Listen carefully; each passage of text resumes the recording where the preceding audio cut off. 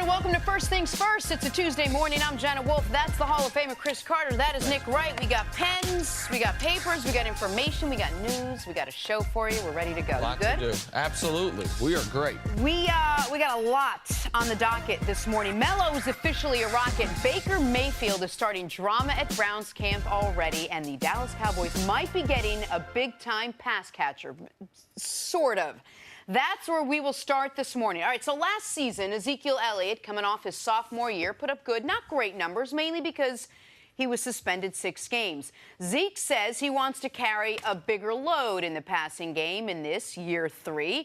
And he's been studying the likes of Marshall Faulk, one of the best receiving running backs in NFL history, to learn ways that Zeke can improve. Take a listen.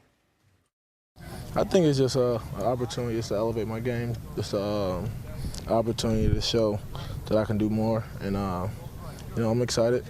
I'm just here to do what the coaches ask me. So, whatever they put on my plate, I'm gonna do the best I can to go out there and execute and do my best. I mean, they're asking me to do a couple of different things, but it's just kind of developing myself more as a route runner.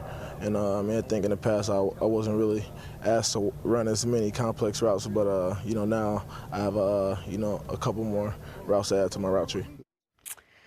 His book got a little thicker this year coming into camp. All right, so we mentioned earlier that Marshall Faulk will be someone someone he's watching, someone he's looking for to maybe mirror his game a little bit. What can someone like Zeke learn from Faulk, see?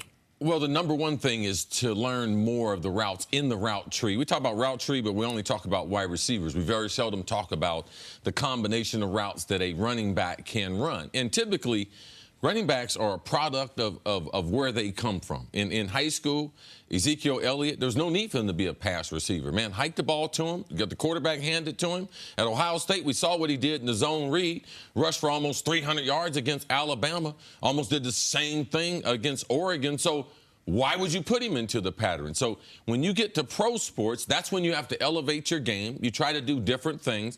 And I'm glad that the coaching staff of Dallas has realized this, not only because they don't have a great receiving core, but this is a skill set that if he can capture that, it makes him a better player. It makes them a better team. And he's got his eyes on one of the all-time greats. For those who have not watched, man, Marshall Faulk was amazing out of the backfield. But also, Marshall Faulk has that breakaway speed like Zeke. Marshall Faulk had years of experience because at San Diego State, he was a pass catcher in his freshman year when he dominated college football coming from the great state of Louisiana. So I like the comparison.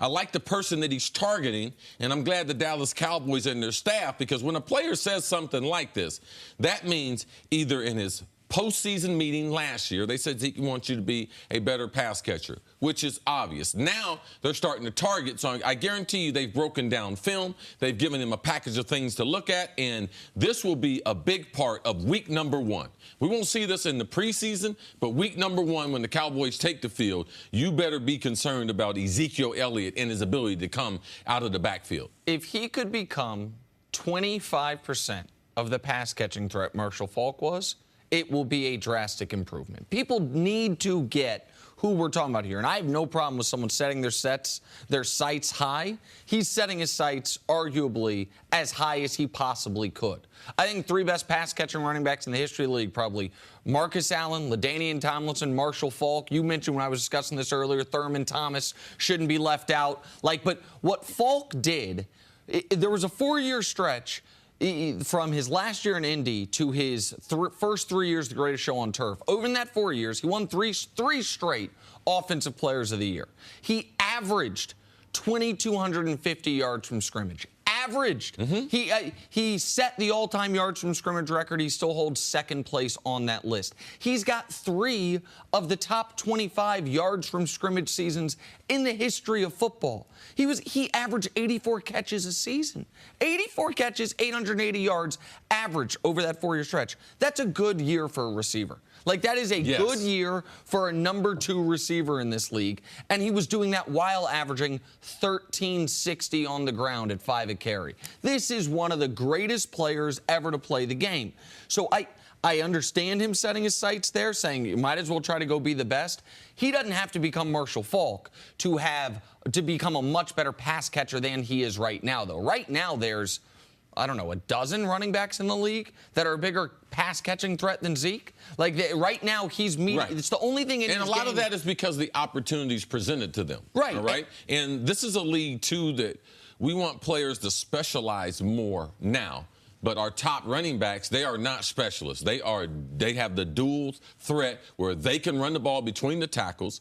Most of them have breakaway or big play speed, but their ability to catch the ball. Todd Gurley, and we know Le'Veon Bell, the best that we've seen. The best, they have to be able to play on 3 downs, and that's what Zeke is trying to get to. And just real quick, the other reason I'm glad he's focusing on this is if we're grading his game, as a runner, he's an A+ runner. As a blocker, as a running back, it's fair to say he's a B+, A- blocker. Like, yes, and in pass protection, blitz protection, yes. That's what I meant, picking up the blitz. This is the one part of his game he's not either already elite or semi-elite at. So it's absolutely correct of him and the Cowboys to be drilling down on this because he doesn't have a ton of room for improvement in the other areas. So that's what I was going to ask you. How much of this for Ezekiel Elliott is natural progression as an athlete within that position, and how much is the fact that the Cowboys really don't have anyone else that they want to throw the ball to? It's a natural progression. If they're going to get the best out of Ezekiel in his career, they're going to have to be able to throw the ball to him. He should not be in the game as much as he is and only have 30 catches, 25 catches. He should have at least 50 catches. So, as you mentioned, in professional sports, it's that next step. It's that guy that shoots from 15 feet, and, man, he wants to be able to shoot three-pointers. It's the guy that made us living on the three-point line. I'm going to decide that I'm going to go to the hole. This is what pro athletes have to do. Ezekiel is a phenomenal rusher of the football, and you could say maybe the best pure runner of the football we have in the NFL, trying to add to his game, and I expect him to do it. And one of the reasons Cowboys fans should be optimistic that this isn't square peg, round hole, that this isn't asking a guy to do something he can't do, rather it's just asking a guy to do something he hasn't been doing, is since he came into the league, there's only 3 running backs that have been targeted in the passing game at least 50 times who are averaging at least 8 yards per catch. And it's Tevin Coleman, Alvin Kamara, who was outstanding at this as a rookie, and Zeke. So in limited opportunities, he's been good at it. But you're absolutely right. I mean, 32 catches his rookie year, 26 his second year. Granted, he only played in the 10 games. Like, it seems like there is some value being left out on the field by not targeting him more often. And the Cowboys need him. I mean, the Cowboys have a need there and a desire to throw the ball to someone, and this would just be another way to help their offense. Absolutely. We know their wide receiving core. There are going to be issues. There are going to be struggles. But you count that with the problem. Yes, they don't have a bunch of proven guys from a wide receiver standpoint. And also, their offensive line, we talk about one of the best offensive line. If they're healthy, the best offensive line. Also very, very athletic. So their screen game should be potent. So it leads to, all right, I'm going to get the running back the ball because I don't have a great group of wide receivers. Also, I need to be able to hide this guy because he's that kind of talent. I want to get him more touches. He's a great open field runner, so let me get him in space like Marshall Faulk. But, man, I got a great offensive line that's very, very athletic. Let me get them on the perimeter and do some different things compared to fighting this football game in a phone booth, which the Dallas Cowboys, that's what they've done in 2 years with Zeke. And one thing Zeke's been extraordinary at already in his career is scoring the football. He's played in 25 games. He has 25 touchdowns. He'll take a touchdown a game over any era, history of pro football. Marshall Faulk's one of the most prolific touchdown scorers ever. He's 7th most in NFL history for total touchdowns. If adding this element to his game all of a sudden gets to where Zeke could be around 20 touchdowns, as we saw Faulk a few times, a couple years he led the NFL in total touchdowns, that can give the Cowboys offense the extra punch that it's going to be missing with their limited receiving threats on the outside. They'll definitely be able to use him in that regard. All right, coming up, we'll switch gears ever so slightly. Is Carmelo Anthony actually okay coming off the bench? In the past, he said no, but we are not in the past anymore. That's next. This is First Things First. Moving on to the NBA. Carmelo Anthony officially signed his contract yesterday to join the Houston Rockets. He will team him up with James Harden and Chris Paul, and the thinking there is that this will be the move that helps take down the Warriors. Here's the big shiny little nugget. Head coach Mike D'Antoni says Melo would come off the bench. This despite the fact that Melo has said in the past, I will not come off the bench. Here is Mike D'Antoni. He's open to it. Like you said, his whole goal is just to win. So he's open to anything. We went through those scenarios. Could happen. I don't know. We got some great players on the team, so it's not a slight if somebody comes off the bench. If that's it, then that's what we'll do. And he's all in. And my goal as a coach is to make him have the most fun and best year that he could have now. And if I do that, whether he starts with it doesn't really matter.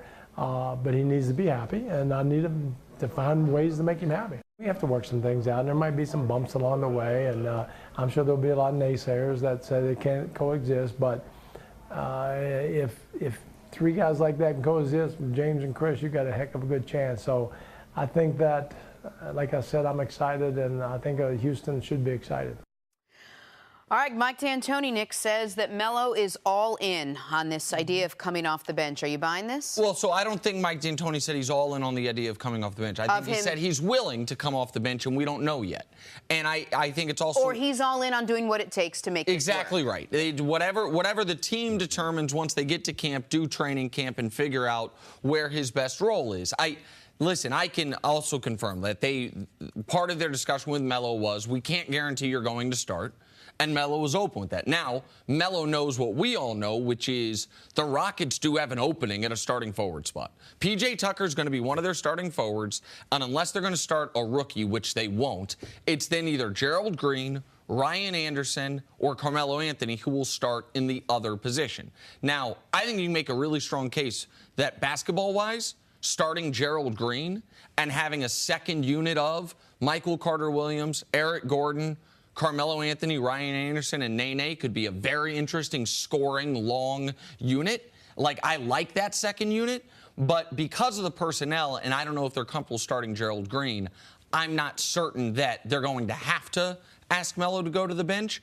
But the fact that he is open to it, they had this discussion, to me speaks to what I thought would happen if the Rockets signed him. They would have a tough conversation and say, do we look at you here? Where do you look at yourself? And it appears to me that was part of the discussion that was had. And I know they had to have that discussion after he gave some of those quotes to Jamel Hill that concerned me. And for you, see, I think it made you, it further it explained why you have been where you are with Carmelo at this point in his career. Yeah, I mean, Melo is who he is. Like he said in an interview with Jamel Hill, what he planned on doing. He knew the situation. He knew the teams that were out there. He knew Houston where he's going to end up. He said those things because that's the way he feels. We just have not seen, and I'm just going to stick to this. We just have not seen superstars that have adapted after being pure scorers to playing some type of role. And then Melo, so this is not a Chris against Melo thing. And then Melo has shown us through his interviews and the way he's played, he doesn't have any interest in being a backup player. Now, as far as good news for Houston, they don't have any good options as far as who's going to start. And to think that Golden State is concerned of who they're going to start at that other position, they're not, because Houston is not better than they were last season. One thing with Mike D'Antoni that I got to point out from the interview was, and I don't like this, is he said, man, we got to try to make this a year where he's happy. Well, really?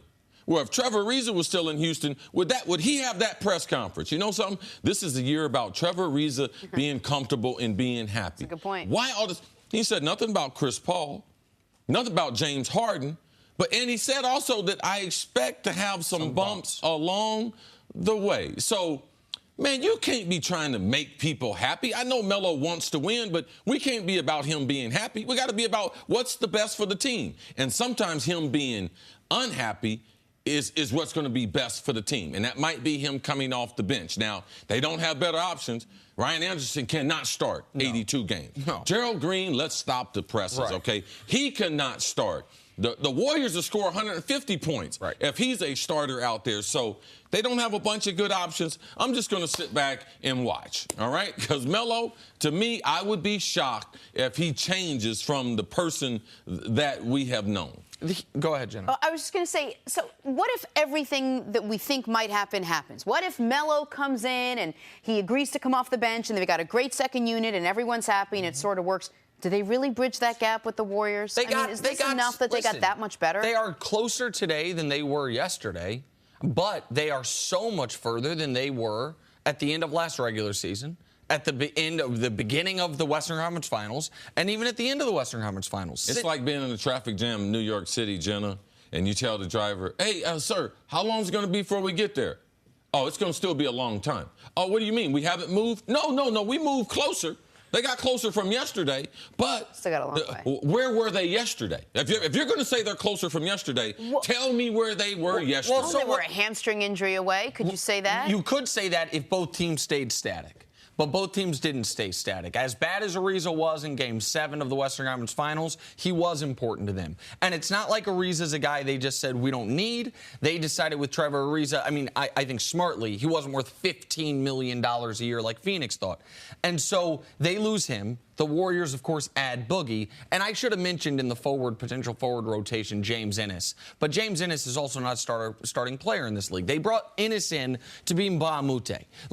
And they think in Houston, I know they believe the Mbah a Moute loss is being overblown because nobody thought it was a big signing when they got him. They got James Ennis for the same amount of money that they got Mbah a Moute for a year ago. They were okay with him leaving, and it should be noted they got up 3-2 on Golden State without Mbah a Moute playing a role. Mbah a Moute, we didn't know what role he would play.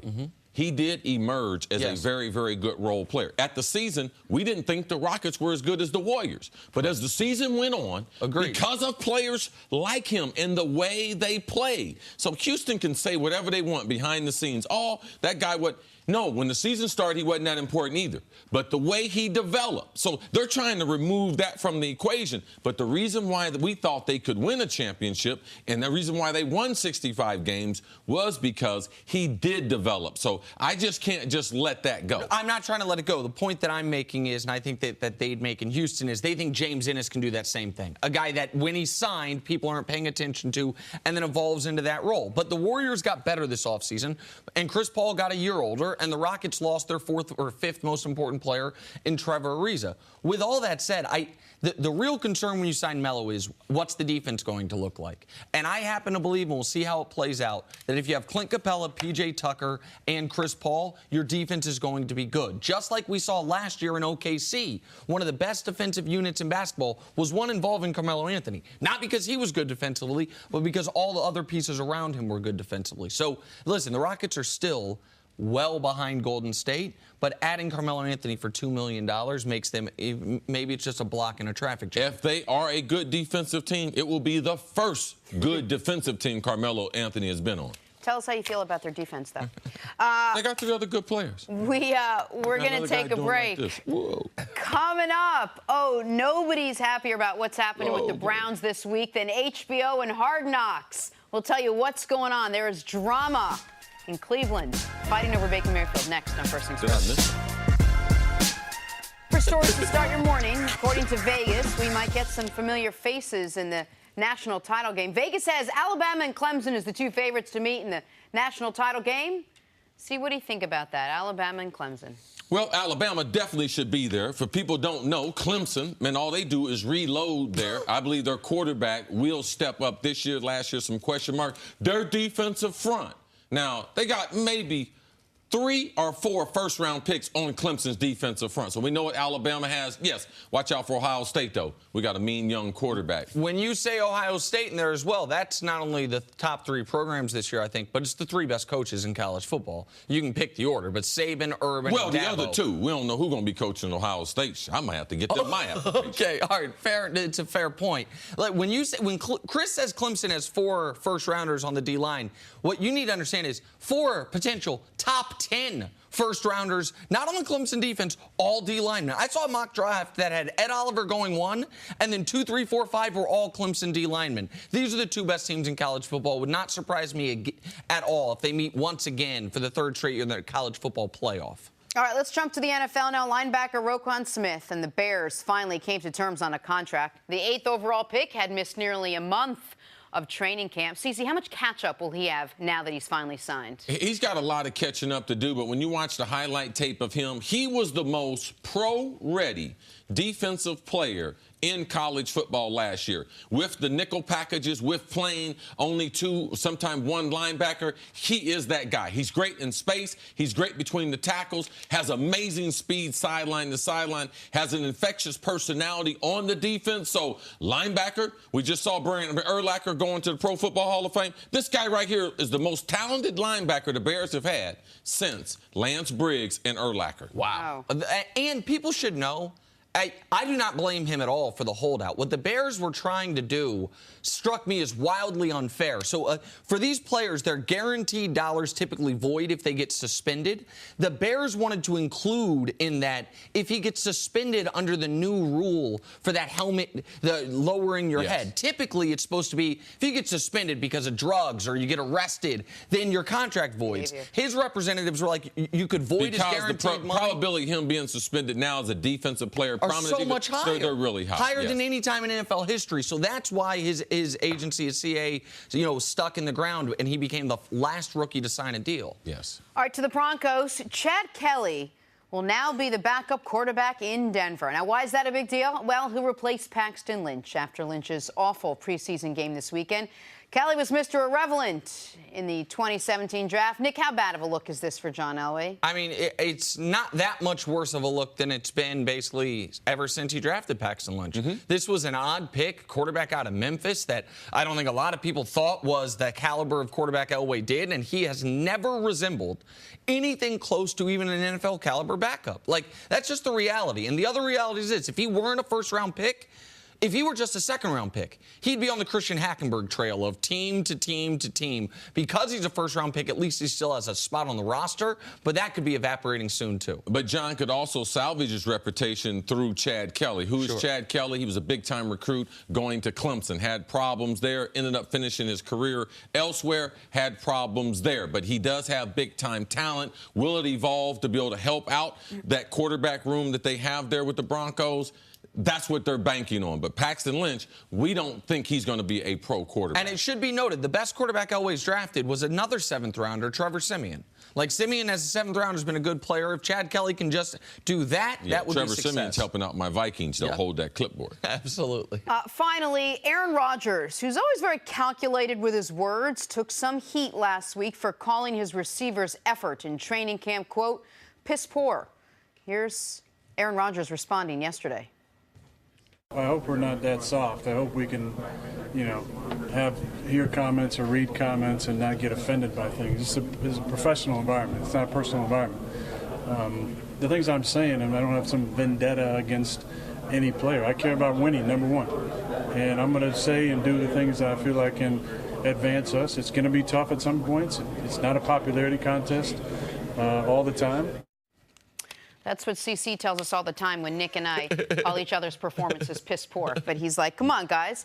Are you buying what Aaron Rodgers had to say, Chris? No, that's the way NFL locker room. He's the top guy.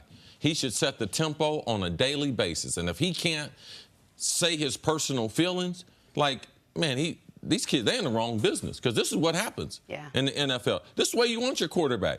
This is what's going on in New England. Tom Brady been doing that for years. It's been happening for Dan Marino. He was legendary. Dan Marino point at you. Hey, man, you, man, I need you to run the right route.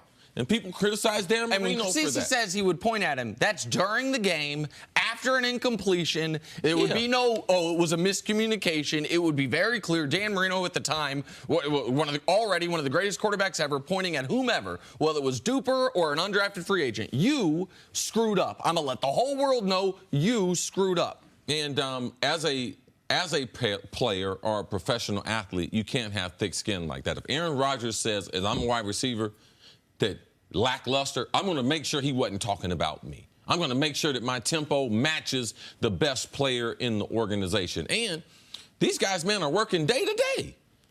Man, we can't afford to have no bad day as no backup wide receiver. Like, that's crazy. Like, they can bring somebody in and take your job at the end of the day. So Aaron Rodgers, yes, he's going to get criticized no matter what. But the crime would have been if he had saw that type of behavior and not said anything. Because Aaron is about trying to win and trying to win a championship. And Aaron right now also, because they got rid of his coaches, he's taking more responsibility. Yeah. I'm trying to win right now, because if we don't win, you know who they're going to blame? They're not going to blame those guys who have some other job outside of pro football. They're going to blame that guy right there, number 12. It got rid of his coaches and probably got rid of the guy that I would His imagine, best friend. and the leader in the wide receiver room. Yes. I bet Jordy was the guy who last year, if the wide receivers were having a bad day, Jordy would be the first one to speak up. They asked Jordy to take a pay cut. Yeah. Right. And so, like, that guy's gone as well. So go ahead, Jenna. So we're talking about this from Aaron Rodgers' perspective. Talk about it from the receiver's perspective. If you're a young receiver and you hear your quarterback call you out, how do you respond to something like that, see? Yeah, I don't care nothing about your perspective. Like, we set the tempo around here. We the one have built the program. Yes, I've done that to many wide receivers. They know. My ex-teammates, they know. I'll call them out in a minute. I don't care nothing about their feelings. Man, we got a job to do. There is a certain amount of effort that it takes to do this job. Everyone in the league has the same amount of time. You cannot waste time on the practice field. That is where you work on your craft. That is where you should put the high expectations. You know the reason why? Because they're not going to get in the game. Aaron understands that. You got 12 wide receivers. You got 4 preseason games. You're trying to develop 5 or 6 of these guys and get your top flight guys ready for the season. No, you don't have time for that. That is their game. Aaron is right in what he's doing. And there was one quote specifically there that I knew C would touch on that would strike him, which was, this is a professional, not a personal environment. It is different when you're hanging out with your friends. We are at work. And one of my favorite Chris Carter stories is being with you. We'd only known each other maybe 3 to 6 months at this point in time. Super Bowl a couple years ago in Houston, where I had lived before. And we're walking around, and everybody knows Chris.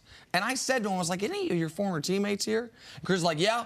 I'm a lot more popular with some other guys, though, than I am my teammates. And it was yeah, because of things like this. Like, those guys, I think almost all of them had respect for you, but weren't always buddy-buddy because of the tough conversations. Like, you were a lot more friendly with some of the other gold jacket guys and some of the guys that you competed against than necessarily. I know you had great friends on the Vikings, Jake Reed and others, but, right, that's a fair point, that you had to conduct yourself in a way that maybe was going to ruffle some feathers. And Denny Green empowered me when he could see that I was saying the types of things that because what it did was it made Denny's voice louder. Sure. And then some other guys on the team at their positions, they realized that Denny was trying to develop leaders, and Denny empowered us to be able to do things like that. So not only did it help me, but how it helped the other leaders on the team, because we had the backing of the coach. All right, moving on. Boy, things are getting hot in Cleveland. Here's the story for you, see. As the team gets ready for their second preseason game against the Bills, Baker Mayfield has been at the center of some drama this week. The Browns coordinators got testy in practice yesterday over this. One Browns reporter tweeted this out. Todd Haley, upset with the defense getting too close to Baker Mayfield, said, quote, "Good teams don't touch the bleeping quarterback," to which Greg Williams responded, "Well, block him then." All right, see. Is this a big deal? Which side are you on here? No, it's not. I don't have to be on the side. This is NFL football. A lot of times now, and because Cleveland, they have the microphones, they have the cameras there. And, man, I'm just going to tell you, in recent weeks, I haven't talked about a team that won one game in 2 years more than I've talked about the Browns. So I guess that's a positive thing. But these are normal things in a practice. The defense, they have an agenda. They have a call sheet. They have the defense that they're going to run, and they're going to run blitzes. The offense, they have a call sheet, the plays, the protections, and all those protections call for a guy to block almost every guy on the defense. When people don't do their job, coaches yell at players. Both of these coaches are right. You are not going to be a good team by hitting your quarterback in practice.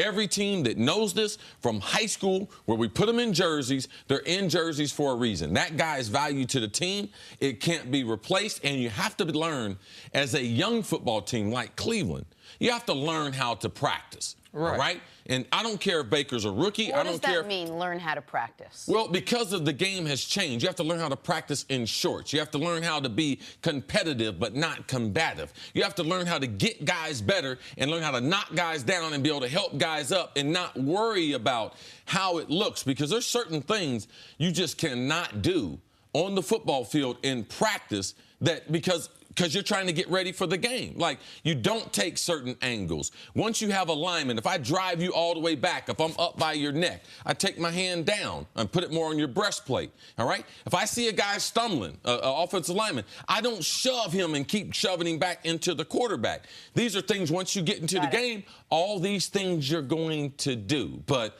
Cleveland has a lot of players that are not proven. And Greg Williams is right. Get after the quarterback. That's the only way the Browns are going to win. And Todd Haley is right. Good teams do not and have the discipline to be able to hit their quarterback in practice. Listen, you want us to not talk about the Browns anymore? Have Baker Mayfield get hurt. Like the Browns, Tyrod Taylor's going to be the starter. It's an interesting team. They can win a few more games. The reason the Browns are a marquee team, hard knocks aside, is because they not only had the #1 pick, but it's a #1 pick that's a quarterback that's an interesting prospect. That is why all teams have to protect their quarterback. The Browns have as much invested in theirs as any team in the league. And I get why it's tough for defensive players, because you can argue the #1 goal of any football game as a defensive player, front seven guy, knock the opposing team's quarterback out of the game. Not injure him at long, knock him out of the game. And the #1 goal for every football team at practice leading up to the game is make sure our quarterback does not get knocked out of the game. Yes. So it's competing interest there. But it's also, and this is one of the reasons the Browns are at least intriguing to me, is two very fiery personalities at coordinator that have always coached with something of a chip on their shoulder, because unlike a lot of coordinators and coaches in this league, they don't have some deep football background. Todd Haley caught flack in Kansas City when he was the head coach because he played golf in college instead of playing football. His dad was a scout, but he never played football. Greg Williams played quarterback at Truman State, where he completed 40 passes in 3 years. And that's his football background. And then he was a high school coach. Like, people want to know how Greg Williams got this edge. He was a high school coach in Belton, Missouri, about 40 minutes from where I'm from. Like, small-town Missouri high school coach in his mid-20s who then became an NFL head coach. He's always going to be, you talk about edge players, he's going to be an edge coach. And we've seen that throughout his career. Like, so these guys are going, this is a combustible coach's room, which isn't necessarily a bad thing. But we just have a magnifying glass on them, so we're going to see it. This is happening around half the NFL teams, though. You know, like, you're going to have these type of debates, all right? The defensive people are trying to get to the quarterback, and, man, Todd Haley is responsible for Baker Mayfield. A lot of times, though, what you have is young players, they don't know how to get to the quarterback and haven't been proven, so they want to be able to show the coach, and they end up touching the quarterback by touching him on the hand. So on the video, the coach is like, oh, 59 sacked him, or 59 would have gotten to him, compared to a veteran player who could have peeled off, and the coach would have known and understood that he would have gotten there. Just quickly, does Hugh Jackson have what it takes to make sure this doesn't boil over into anything other than just preseason? I don't know. I know I'm not supposed to say that, but Hugh Jackson is clearly a very smart offensive mind, and there are clearly things he does behind the scenes to give him a greater job security than most coaches in this league. But I can't look at a coach who's 1-31 and say, if this is a more than usual combustible locker room, which I'm not saying necessarily is, but if it is, that Hugh Jackson's the right guy for it. This is the thing. You don't know until you see him in the game. Hugh Jackson has put teams on the field that have lost 4 or 5 games a year. Now, you can attribute that to the coach. You can attribute that to the players and everything. The way the organization has been run has been a disaster. So it's hard to blame it on the coach. When you're drafting bad players, it's hard to develop players. So it's been a major screw up. I do have confidence in Greg Williams because the defense has kind of led this team the last couple years. They got better personnel compared to this year. Todd Haley got a lot of confidence in him. This would be a story if it was Todd Haley cussing out Tony Dungy. That would be a story. But an offense and defensive coordinator having a dispute over how the tempo of practice and what should be done, that is normal NFL two-a-days stuff. Way to go, Keta. Way to put that one in the show. No, that was great. It wasn't a story. I'm joking. Coming up, who will be the starting quarterback for Alabama? We might finally have an answer next on First Things First. Friday on Fox, the Big Three playoffs are live from Dallas. It all begins at 8 Eastern on Fox, or stream it live on the Fox Sports app. All right, time for stories to start your morning, brought to you by the unexpected energy of ExxonMobil. Before we do that, the Big Three playoffs this weekend, I apologize, I wanted to talk about this if you all have been watching it. Power and the three-headed monsters, who are the 1 and the 2 seed in this tournament, have been dominating the league. They're both 7-1. Chris Birdman Anderson's renaissance will only be complete with the Big Three championship. Nate Robinson, remember how he started the season, C? Yes. Fighting folks. He's got his team into the playoffs. Beater. Buzzer beater, fighting folks. By the way, without that buzzer beater, they're not in the playoffs. They scraped in by the skin of their teeth at 5-3. Very excited for Credit this. to Ice Cube. It's a good product. It is, and you can see it gradually getting better. You saw he talked about maybe getting the Mamba involved next year. He told us that would be his #1 pick of anybody you could get, but the playoffs this weekend should be awesome. Yeah, me and some of the staff members in a couple of weeks, we're going to go do chicken and waffles in Brooklyn and go to the championship. Oh, nice. Yeah. Oh, that's nice. You guys aren't invited. We know that as Yeah, the that chicken and waffle place, told. I was invited the last time and I didn't go, and now I'm blacklisted. Not invited and didn't go, so I will go with you. No, because you're not. They fry chicken in there. They don't want people in the corner doing burpees and stuff. Jenna, do you guys have tofu and waffle product? Grilled is that an option? Oh, boy. All right, now it's time for some stories to start your morning, brought to you by the unexpected energy of ExxonMobil. Ben Roethlisberger is in the concussion protocol after being hit in practice. He laid on the ground for a few minutes before leaving under his own power. Chris, how big of a deal will Big Ben's lack of preseason reps be should he miss some time? It's not the preseason reps. I mean, Big Ben is one of the best throwers of the football that we have seen. Talking about consecutive seasons, quarterback averaging over 250 yards, one of the all-time greats. But what you need to be concerned about is, what about his first good hit in the regular season? Yeah. That next concussion. How long does that take him from being out? Because now the way they chart him, it's not the same as it used to be. Everyone knows about this. And soon as he get hit, soon as he's dazed and everything, Ben came into training camp in some of the best shape that we've seen him come in, and that's a good sign. I don't believe this absence will hurt him. Antonio missed some time last week. He's back. Ben will be back in a short period of time. But it's the potential. Once you have, all concussions matter, obviously. All of them are scary. But repeated concussions in a short period of time, that's how you can get put on the shelf for quite some time. And so that also, you know what this reminded me of? I mean, this is what, when we were kind of poking fun at the Todd Haley-Greg Williams dispute, this is one of the things Todd Haley's talking about when he says good teams don't touch the quarterback. You got to be careful with your quarterback in training camp, man. Big Ben's now got his first concussion of the year, hopefully his only concussion of the year, but it's obviously something to monitor.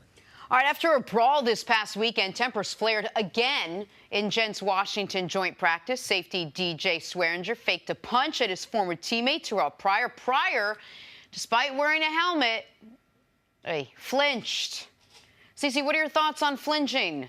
Terrell's from Ohio State, man. He knows he's a smart guy. You can get punched in the NFL in your face walking up on a guy. He's really, really smart. I don't know why people on the internet are going crazy. Oh, Terrell Pryor. Now, if he would have stood there, and what if DJ would have punched him? Because but he's wearing a helmet. Does that matter? Can you still get hit through there? You can get hit in the neck. You can get okay. I mean, here's my question, because DJ, I know DJ a little bit. DJ's a quality player, but he's a little crazy.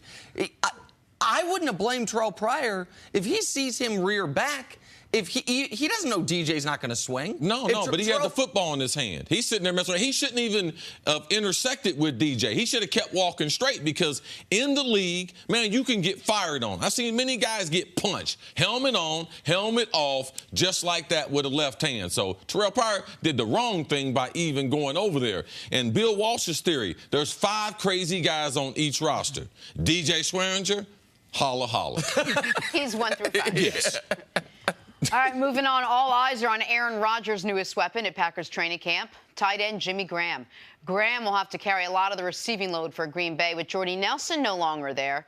Rodgers said that the two are getting on the same page. CeCe, how important is Jimmy Graham to the Packers' success on offense? Yeah, I think we'll start to see the Jimmy Graham that we saw when he played with the New Orleans Saints, where they dominated. And he also played wide receiver. They split him out wide. I believe Aaron Rodgers, and his ability to call any play at any part in the field. If Aaron says they're on the same page, watch for big things from Jimmy Graham coming out of the pack this year. And while I don't think Jimmy Graham's going to lead tight ends in receiving yards, he might be my bet to lead tight ends in receiving touchdowns, because the jump ball in the end zone, when you have a quarterback that can place the ball as well as Aaron Rodgers and an athlete as big and tall as Jimmy Graham, it's unguardable. And a questionable running game. Absolutely right. Like, that is, he will have a lot of impact, but once they get inside the 5-yard line, when's the last time Aaron Rodgers had a guy like Martellus Bennett? Like, for a year? Not the athlete. Right. A guy that he could just throw the ball up to like that. Yeah, Jermichael Finley was pretty good. Jermichael Finley for the neck injury. Yep. All right, finally, in the least surprising news ever, Lane Johnson is chirping about the Patriots again. After calling New England a, quote, fear-based organization and talking about their, quote, arrogance this offseason, Lane Johnson is expecting a bit of backlash when the Patriots host the Eagles tomorrow night at Gillette. Oh, yeah, I hope so. I hope they raise hell, they cuss me, and they can say whatever they want. At the end of the day, I'm not blocking them, I'm blocking the guys on the edge, so it really doesn't matter what they say. I know that I'm not going to be well-liked. I know this team ain't going to be well-liked going in there, so that's going to make us, so they can bring out our best. What do you think, C? Man, I'm inviting it. Like, listen. Lane Johnson's one of those 5 guys. Bill Walsh, okay? DJ Swearinger. Yeah. Okay, like, you can only do so much in a football game.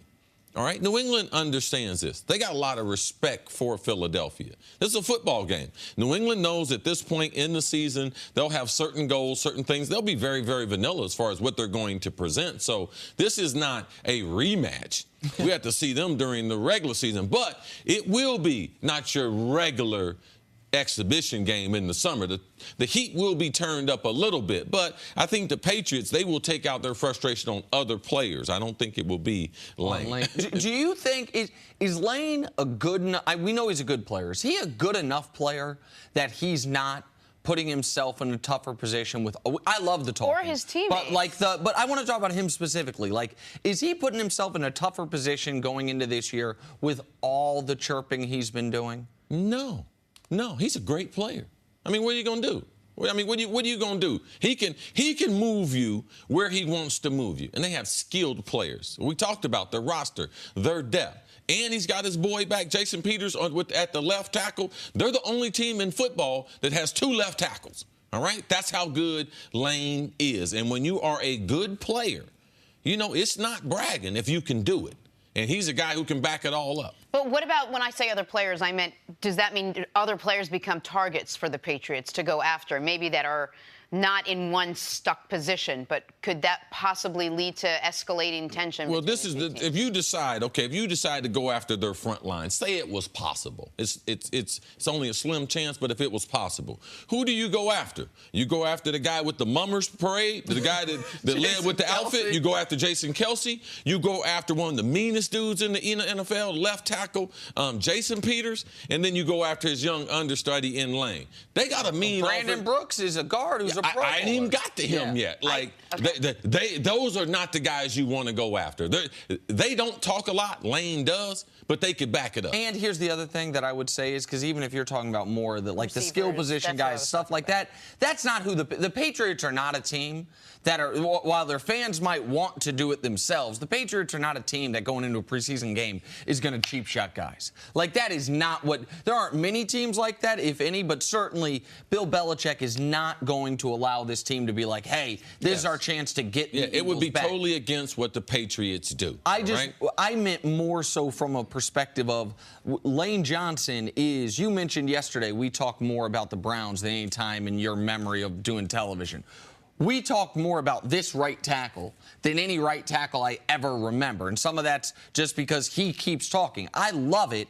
I feel like there is a spotlight on him, but he wants the spotlight on him. The first time we ever had him on the show, before he's a friend of the show, he's been on the show 3 or 4 times now, he came on wanting to say, I'm the best right tackle in the NFL. That was when the Eagles were like 5 games into the year. He was off a steroid suspension. Like, no, I'm the best right tackle in the NFL. So he's obviously not scared of it. It's just interesting to me, and to me at least, something to watch throughout the year. All right, let's talk a little basketball. When you're an NBA team and you win just 35 games, expectations for the following season better be higher. Otherwise, you're not getting the concept of competition. They should especially be higher when you had the best player possibly of all time, and we're talking Lakers and we're talking LeBron, and yet many still don't have the Lakers as a top 3 team in the West. Kyle Kuzma disagrees.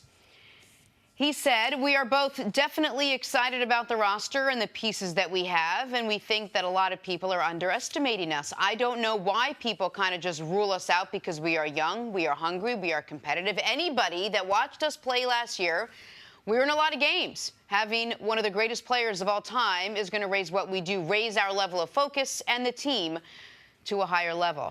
Nick, I'll ask you, is Kyle Kuzma right that the Lakers are being underestimated here? They're not being underestimated by the people that are saying the 3 or 4 seed in the West is about where you see them finishing. That's fair. They are certainly being underestimated by the growing media contingent. I did Chris Mannix's podcast a couple days ago. Chris Mannix, I love his NBA knowledge. People see him come on the show. We argue about the Celtics, but Mannix knows the NBA. He said he doesn't think the Lakers are going to make the playoffs. And he's not the only person saying that. I think they win 45 games, 10-win improvement, 45 games wouldn't get you in the playoffs last year in the West. Like, this is what I don't understand, right? If LeBron wasn't on the team, they went from 17 wins to 26 wins to 35 wins. Now, the more wins you have, the harder it is to get those next few. But if they hadn't added LeBron, don't you think most people would say that's about a 500 team? Lonzo a year older, Ingram a year older, 35 to 40. Yes. Okay. So is LeBron worth, if they were going to be a 40-win team without him, is LeBron worth 10 wins? How many wins was he worth last year? All of them. That team won 50. How many would they have won without him? 20? 25 max? Like, they won 50 games, but it was like 70 because they went through so many different trades. Right. You can't look at it and say, well, Cleveland in 2017-18, they won 50 games. No, that don't tell the story. Right. Kyrie Irving demanded a trade. You get IT, he's hurt. Like, you even have to get some draft pick back compensation because of his injury. Like, so that doesn't really tell how many games they actually won. LeBron James is the best player in the world. And as I said last year, he went to the NBA Finals with 4 pieces of paper. And I got a lot of respect for Kevin Love and what he's accomplished in the league. But there is no one on Cleveland's roster that I want over who the Lakers have and the young players. And if LeBron played a different style, if LeBron was Kevin Durant, I would be like, I don't know if they can get to potentially 50 wins. What type of style do you mean? Yeah, if he was Steph Curry, I would say, because they do make players better, but no one makes players better than LeBron. Because LeBron's going to get you 28 with the Lakers, 28, 9, and 8. That's what he's going to get. But his ability to make other players better, especially on the offensive end, I think that's what makes him the best player in the world. No disrespect to Steph, no disrespect to KD, but that is the pool that LeBron, and let's not forget the team that he joined in Cleveland. Oh, man, that team was awful. Yeah. That was a really bad team. So I think as Kuz said, I think that people are underestimating what LeBron can do with this roster. But also don't underestimate something you brought up, which is the fact that these Kuzma and Ingram and Ball, they're going to be a year older. They're going to get better. And he's the most dynamic playmaker, and he's going to help showcase what they can do. Right, like those guys we would all expect improvement from. Like just like how with the Rockets, I said before the moment the season ended, they got a little bit worse because Chris Paul got a year older. Well, for the Sixers with all their young players, for the Celtics, by the way, with Tatum and Brown, for the Lakers, the moment the season ended, they got better because those players will improve. But it's a weird mental gymnastics people are doing because at the same time I hear people saying, don't know how good the Lakers are going to be. I hear people saying, watch out for the Pelicans. Why? Well, they got Anthony Davis could be league MVP. Okay, great. So could he. And you look at the roster. So the Pelicans lost Rondo. The Pelicans didn't bring back Cousins. It's so like Mirotic versus Ingram. Like Drew Holiday's a really good player, but like so I just don't. I feel like you've got to really try to trick yourself to convince yourself. The Lakers aren't necessarily going to be the 3 seed, but the idea that they're going to be the 9th or the 10th seed, I don't see how that could happen. I just like to take a look at the Lakers where they were last year, Nick, before we moved from L.A. here. Where they were. They were finishing the summer league. They were excited about Ball. You know, he looked good in the summer league, was MVP of the summer league. Ingram played in the summer league at the beginning, right? Looked impressive. They held him out of the end of the summer league. Kuzma, man, wasn't even expecting him to do nothing. No. Now, look at where they are. Ball's like, man, I got 50 games under my belt. We know he needs to improve his jump shot, but also he realized he needed to get into the weight room. Ingram realized he could be a star. He's so happy he's with the Lakers. He thought that he was definitely going to get traded. Kuzma, the most underrated of the bunch, is really developing and can be a great role player for the Los Angeles Lakers. So, and then you add LeBron to that. So the natural progression, we forgot where they were last year. These young players, none of those players is in that same position. You add LeBron to it. I believe it's going to be exciting basketball. And I understand people are going to say, but it was the East and this is the West. We do have to be honest about where we are with the 2 conferences right now. At the bottom, right? Last year there were 8 teams that were awful, that won 28 games or fewer. 4 in the West, 4 in the East. Last year there were 6 teams that were really good, that won 50 games or more. 2 in the West, 4 in the East. Now, where the West is clearly better is like that middle half. Yeah. The 9 seed in the West was... And it's hard to be fair when you see the top tilted like that. So like the 2 best teams were in the West, Golden State and Houston. I would argue the next 4 best teams were out East, Toronto, Boston, Philly, and Cleveland. And then it gets to, after that, that's where the West has the advantage, right? Because like the 9 seed in the West was the Nuggets, who won 46 games. The 9 seed in the East were the Pistons, who were terrible. But when you're competing for a playoff spot, guess what? You're competing with teams in the West. They have the same Western Conference schedule as you. So however much harder it is, that evens itself out as far as competing for the playoffs. I don't see... wake me when a LeBron James team doesn't win 50 games. Like, let me know when that happens. Last year was the worst team he could have possibly been on, and they found a way to win 50 games. Like, I don't see that being a concern this year for the Lakers. You know that Nick has an NBA countdown to the regular season clock? 63 days. In his bedroom? We were at the midway point of the offseason 2 days ago, 65 from 65 till we're at 63. That he carries around with him wherever he goes, and it's under the table. Hey, we're going to take a break. We haven't talked about the Browns in a hot minute. Are the Cleveland Browns making a big mistake with Baker Mayfield? That's next. This is First Things First. Here on First Things First, we're now joined by Super Bowl champ Chris Canty. I just gave him an air 5 because I'm sitting a person away from him, because that's the cool thing to do when you're not right next to someone. That is the cool thing to do. So few things cooler in life than the air 5. Only heard it from Jenna, but that's what I heard. 82. That's when it was cool. That's when it was cool back then. Okay. I do air 5s need to with leave my that little back one in. all the time. We try. We need to leave that Anything back. Jenna, the works coolest for one your- she ever hung out with, though. Oh, okay. So that's I got you, Jenna. There So you go. she's excited. I get it. Absolutely. She's Excited to see He you. thinks I'm the coolest one of all my friends. Which It's true, sad which and is, pathetic. man, that's reality TV, boys and girls. Chris Canty, it has been quite a preseason for the Cleveland Browns. They're no longer the butt of all the jokes. They are clearly the stars of HBO's Hard Knocks. And they got a solid first start out of their #1 overall pick, Baker Mayfield. Despite all of that goodness, though, Browns head coach Hugh Jackson says Baker will not unseat Tyrod Taylor as the starter, nor get any first-team reps this preseason. Chris Canty, is there anything you think Baker Mayfield can do to convince Hugh Jackson that he should be the quarterback for the Browns? I don't think there's anything that Baker can do this preseason to convince Hugh, because when Hugh Jackson is looking at his football team, he's saying we're trying to change the culture more so than anything with the Cleveland Browns, and you need a quarterback that's going to be able to allow you to have some success, especially early on, right? They won in 31 in the last 2 years. So all the slogans, all the mantras throughout the offseason and in the training camp, they all ring hollow if you don't have winning to back some of that up. And I think Tyrod Taylor is the quarterback that gives them the best chance to win right now. Tyrod Taylor just has more answers for the looks that he's going to face from opposing defenses than Baker Mayfield because he's seen more football. If you look at the first preseason game, Tyrod Taylor in those first 2 drives, he hit big plays on safety blitzes by Landon Collins of the New York Giants. He recognizes one-on-one coverage on the outside to Jarvis Landry on the first drive, hits him for a 30-yard gain. The second drive, he recognized another safety blitz.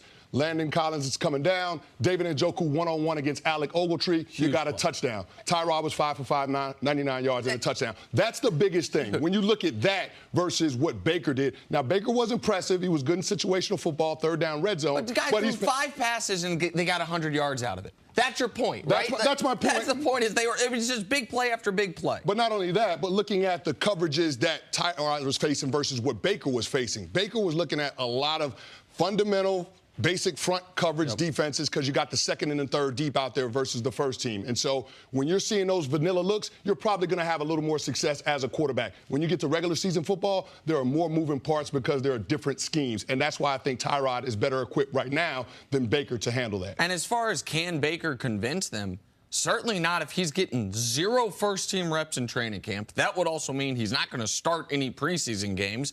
And then John Dorsey, he was asked, will Baker start this year?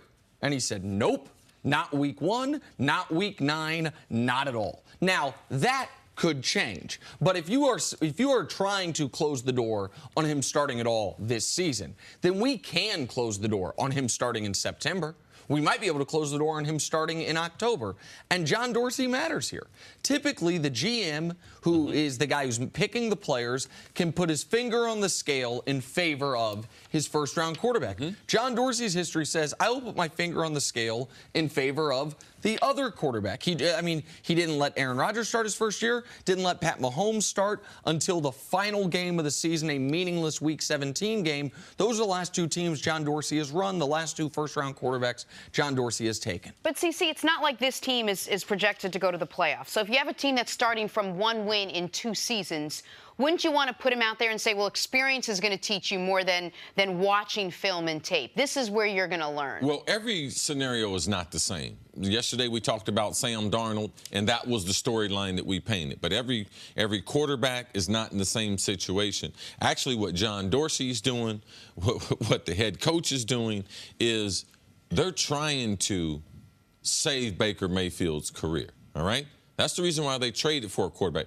They thought they were going to be in the business for a quarterback. But they said, man, let's get one of these kids. Let's sit him behind a legitimate NFL starter, one of the rare quarterbacks, 12 quarterbacks last year led their teams to the playoff. Tyrod was one of those. No, there's nothing Baker's going to be able to do in training camp to be able to unseat Tyrod. They are helping Baker Mayfield. And as you mentioned, and you pointed out, you're the only person I heard to point out as far as what Dorsey's history is. That is what they're going to do. He's been successful at doing that. And last year, the reason why Mahomes played was because that was the first week that the Chiefs were out of the playoffs. No, they clinched the playoffs. And they gave him that extra one. Yeah, that's the first week that didn't matter. It didn't matter. So with his ability to be able to get him in there, to get him some reps, that's the only way that he played last year. I believe this is the right plan for Baker Mayfield. I believe at probably the 6-game, 8-game mark, we're going to have to reevaluate this. But I like what they're doing. Yeah, I like what the Cleveland Browns are doing. It feels like they're on their way. And listening and watching Hard Knocks last night, you heard Hugh Jackson talk to Baker Mayfield about learning the process. They were referring to Tyrod Taylor getting into the building early, getting that workout in before everybody else gets there. And he told him he didn't have a regimen. Exactly. Hugh Jackson asked him, well, why aren't you here early? Where's your early morning workout? Why aren't you studying tape early like Tyrod? That's the thing that Baker Mayfield has to figure out. And he's got a pro in Tyrod Taylor that can show him the way. Now, in terms of a talent, and being able to have those intangibles, you're hoping that Baker Mayfield has more of that than Tyrod Taylor. That's why they made him the #1 overall pick. But it's not for Baker Mayfield to step in right now and be their starting quarterback. And by the way, real quick, he just laughed that off, by the way. He almost didn't take Hugh Jackson seriously when he said, he's like, yeah. At first, and then he, absolutely realized, no. Right, but at first, you're totally right, that he at first, I think he thought Hugh was just poking at him. Right. And he realized, oh, no, he expects me to be here. Whenever the earliest guy is here, I need to be there then or before. But you mentioned one of 12 quarterbacks to lead their team to the playoffs. That is something about Tyrod. That is something we've heard the Browns say repeatedly. Yes. We have sat here and said, 5 or 6 wins. Be a great year for the Browns. It'd be a 5-win improvement or a 6-win improvement. I guarantee there are people in the Browns right now that think, man, our roster's as good as Buffalo's was last year. Like, it's happened. I think it was the Miami Dolphins go from 1-15 to 11-5. Oh, like we have seen that type of. We saw Jacksonville go from 3-13 to 10-6. They are in Cleveland. They're saying, how did the Browns get there? They had a good tight end, Charles Clay. We like Njoku more. Who is the Browns' #1 receiver? We like Jarvis Landry more. Yes. Who is the Browns' #1 pass rusher? We like Myles Garrett more. Like, let's see how good we can be. As odd as it sounds for us to be saying it, in that building, I'm sure they're saying, Baker's our future. Let's see if we can get to 8 wins with Tyrod Taylor. Let's see what it would take to be in the playoff hunt in November, which we haven't been in Cleveland in a decade. Like, that's where their head's at. And how much of this do you think is just reaction to years past, of making mistakes, of throwing maybe Manziel out there too early, of taking all their shiny new toys and just throwing them out there in front and saying, you know what, we're going to do this right this time. Yeah. Let's sit the guy, let's wait, let's do this the right way. It would be easy to say that, but you can't draw that conclusion because no one is there in the building. If you had the same people, then you'd be like, you know something, I'm not going to. Dorsey, this is what Dorsey has done. Now, and I believe also in conjunction with Hugh's trying to buy himself another year. So it's Dorsey's plan. Hugh's trying to execute. It's not Hugh's plan. All right? Dorsey is running the personnel for the Cleveland Browns, and he has decided that Baker's going to stay. And Hugh is just endorsing that by every day reinforcing what the general manager's plan is going to be. And it helps to put a button on it that Tyrod is doing everything. Tyrod's giving them no exit plan. He is the first one in the building. He did go 5 for 5. He is being a leader on and off the field. It's not like, but Tyrod was awful in that first preseason game. Like, Tyrod's done everything they would ask him to do, everything they expected him to do. I have never been at a job that it was easy to get rid of the first person there every day. Everywhere I have been. Never seen it. That first person, they're going to have a job. Yeah. Shout out Pepper. What? I mean, dumb people just don't show up early. Right, absolutely. Yeah, they show up like Nick. Wow. The three of us. Hey, Chris, stick around. Do us a favor. Coming up, are the Philadelphia Eagles turning into a dynasty? That's next on First Things First.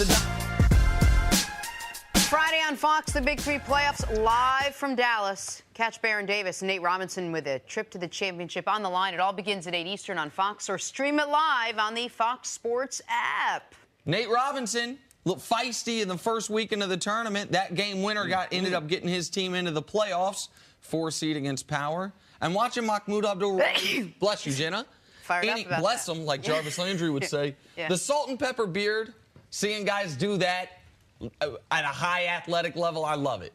Mahmoud Abdul-Rauf still hitting threes. Yeah, I might have to hold off on the gray beard there. That just not necessarily sending the type of message I like to put.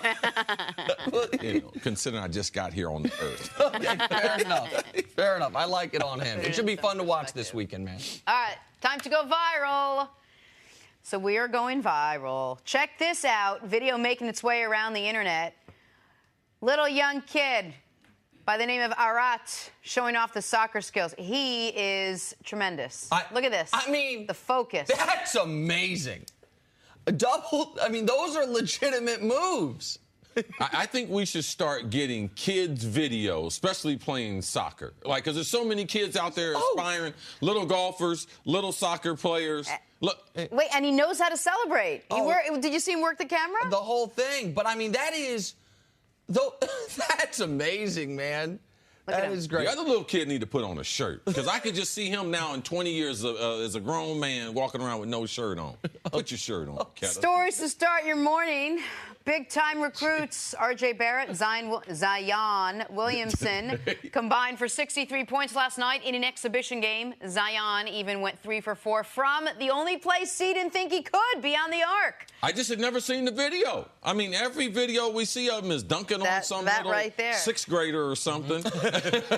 We saw him taking off on the free throw line at a Duke practice 2 days ago. But yes, it's great to see that he's got a jump shot. This Duke team is going to be exciting to watch. And, by the way, they had all 3 top 3 recruits in this class. Cam Reddish didn't even play. But your point about Can Zion hit threes? He was 3 or 4 last night. Now it's a set shot. Whatever it is, having that in his game when he instantly becomes the most athletic person playing basketball. This should be able to help you out. Tell your boy, Ben Simmons, to call Zion to get some tips of how to shoot a J. Okay, I'll hit up Ben right after the show. No problem. All right, to the NFL now. Dez Bryant will meet with the Browns today. Dez needs a job. Cleveland needs a wide receiver. Indians. The Browns, after trading Corey Coleman and with Josh Gordon still MIA, do need someone to catch the ball. CC, what does Dez have to prove to the Browns in this meeting? I think from a mental standpoint that he's ready to attack an NFL season. He's been away from football. He's been away from a team for a long, long time. The general manager, Dorsey, he doesn't know what Dez's state of mind is. So when you sit down in these types of meetings, they need to know you're committed to football. And you're committed to the Cleveland Browns playing football, and you're committed to doing it at a high level. If he's able to do that, I believe he gets signed today by the Cleveland Browns. One other thing, if I'm John Dorsey, I need to ask about now, thanks to Dez's tweets. How healthy are you? I had no reason to think Dez wasn't healthy at the end of last season when the Cowboys cut him. But when he was tweeting during the Browns game, he said, I had to get my body right. I had to take time. I want to know what that was about. And if you want to know that, I'm willing to go out there to the field right now and give you 15 minutes of a preview. Well, Dez should be in that type of shape and that type of mentality at this stage. It's August. All the good football players are playing football, are fighting. All right, speaking of which, more training camp brawls. DeAndre Hopkins kicked out of practice after fighting with Niners safety Jimmy Ward. They will both practice again today before facing off on Saturday. See, we've seen a ton of these preseason brawls already. Is this out of the ordinary?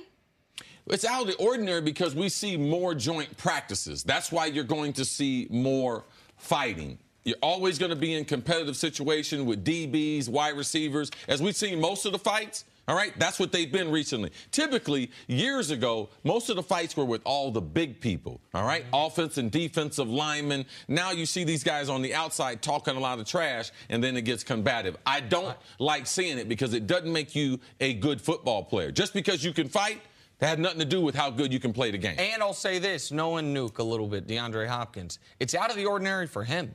He's not a guy that I have a lot of familiarity with him fighting like this. Yeah. So I don't know what happened. It looks the reason why he was upset was he got a hand to the face. He got his helmet ripped off, yeah, right? And there's a thing that we say, as a wide receiver, I'm not going to hit you in your head. And as a DB, you shouldn't hit me in my face, especially coming off the line of scrimmage. That's why his helmet was knocked off, and that's why Nuke retaliated.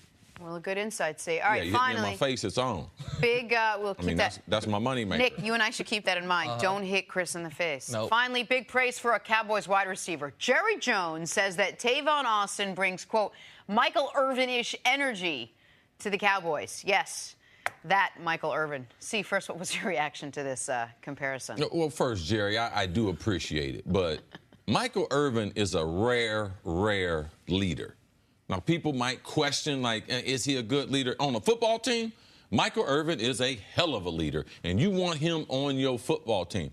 Not only because of his passion for the game, Michael has a really high football IQ. And Michael is an encourager to the offensive linemen.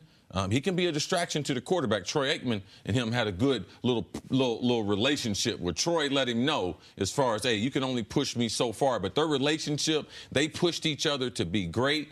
Emmett will tell you that Michael was a tremendous influence on his ability to be a great Cowboy. So Tavon Austin, I've been knowing Tavon since he's not a great leader. Now, he's a chatty guy. He's a small little guy that you want to have on the team, but he is not Michael Irvin. I mean, Michael Irvin, I tell Nick all the time, if I'm getting a wide receiver group together, you want it like a basketball team. Michael Irvin's like a small forward. He can be like a power forward. If we want to play small ball, Mike can play center. If I need him to play the point, Mike can do that because he can run inside routes. He can run outside routes. Michael, not great speed, but could get deep. So, no, Tavon, Jerry, And here's the other thing. It is hard to be that type of leader and bring that type of energy to a team if you're not a great player. It's not impossible, but it is very hard. Now Irvin, I think he is almost historically remembered even greater than his numbers would suggest because he did all these other things. Because he was the heartbeat of one of the greatest teams we've ever seen. Like Emmett was, you can argue, their best player. Troy's their quarterback, and but Irvin was the emotion. Here's the thing with Michael Irvin, and which is why we got to be careful with these types of comparisons. Because of Michael's off-the-field stuff and the fur coat and the drama when he was there, some people have that in their mind about him, as opposed to on Thanksgiving in, I think, 95 with the jerseys with the stars on the shoulders, the triple tap to himself in the end zone as a part of a huge win against, at the point in time, the best team in the NFL, the Kansas City Chiefs. There are so many moments when Michael Irvin came through for that team on the field and on the sideline, getting guys mentally prepared. It's hard to do that. In the NBA, you can lead from the bench. In the NFL, you can't lead from the bench. There's too much action. There's too many plays on the field. 70 plays offense and defensively every game, at least 20 to 25 special teams plays. If you're not in the action, it's hard to have a speaking role as far as what is going on in those games. Was Jerry Jones speaking about something other than just his leadership? Where does Tavon Austin fit into the Dallas Cowboys roster? Well, this is a strange thing about Tavon because he's always been a change of pace, a guy out of the backfield. He is not your standard wide receiver. And he hasn't made an impact as a wide receiver since he's been in the league. In Dallas's practices, funny as it's been, he hadn't played much running back. He's played a lot of wide receivers. So this is the thing we're going to have to see if what they're doing in practice transfers to the game. They do need wide receiver help. Right. And I do believe this group has more speed than the Dallas wide receiving groups in the last couple of years, but will they utilize it? Will they utilize his speed on the football field and put him outside and allow him to run some of those deep routes? I don't think they will. I think this is a lot of talk, and it's going to be more like Michael Douglas compared to Michael Irvin. Something was coming with the Michael. I was waiting me for too. So Speaking of Michael, I thought it was going to be Michael Scott. There's only one Michael Scott. Speaking of Michaels, another Jerry. Michael. New topic: the concept of the GOAT, the greatest of all time. In the NBA, the name at or near the top of every one of those discussions is LeBron James. James will enter his 16th season this year with a new home, playing for the Lakers. Actually, he's got like 12 homes out there. Coming off what might have been a career best season last year, some say he is the greatest, and it looks like Rockets general manager Daryl Morey agrees. You just look at his ability to generate wins and championship probability over time, and you basically break that down. And obviously, you don't need all the numbers. You can watch as well and see that. But if you basically isolate that and also look at the career he's had, frankly, I think it's at this point it's become a bit of a big margin actually, where he's come out ahead. I know that's a little controversial. Well, let's discuss that little controversy. See, Daryl Morey says that LeBron is the GOAT by a pretty big margin. Where do you fall on that? I got a lot of respect for his overall opinion, but it's really hard, and especially to say gaps. It's really hard to say that there's a gap between, say, the 5 greatest players and whoever you want to be. If that Kareem, if you want to be Jordan, if you want to be LeBron, if you want Wilt in there, if you want Bill Russell in there, to say that there's a big gap in trying to distinguish their careers, I don't see where he can see that. Now, the analytics might point to that. I don't see it that way. Basketball's been judged for a long, long time on a number of different things. One's been championships. Other things been on scoring the basketball. Now, LeBron James, his ability to have an impact on the game, rebounding the basketball, passing the basketball, and scoring the basketball, it is one of a kind. But I don't see the gap between him and Michael Jordan. And what Michael Jordan did was truly, truly sensational. So maybe he thinks that maybe it's one of those Peyton Manning discussions, like where Peyton Manning is the greatest regular season quarterback and Tom Brady is the greatest postseason quarterback. Because what Michael did in the NBA playoffs, no one can say. So I don't see a gap in that, all right? Michael Jordan, what he did, I would say there's a gap between what he did and what all the other great players did, especially in the playoffs. So the reason that Daryl can say that and what he I think it's very interesting hearing it from him. And not just CC joked about it earlier, not just because I'm friends with Daryl, but because he kind of started the wave of analytical-based organizations in the NBA. Baseball was way ahead of the curve on that. Daryl and the Rockets were the team to really get that going in the NBA. You can look at things like value over replacement player, box score plus minus, all these things where LeBron has Jordan, where LeBron's ahead of Jordan. But what he is saying is not about skill level. Because that's where C's right. There is no big gap between LeBron and Jordan or Russell and Wilt or Kareem. And the skill level, those are all, we're really picking hairs.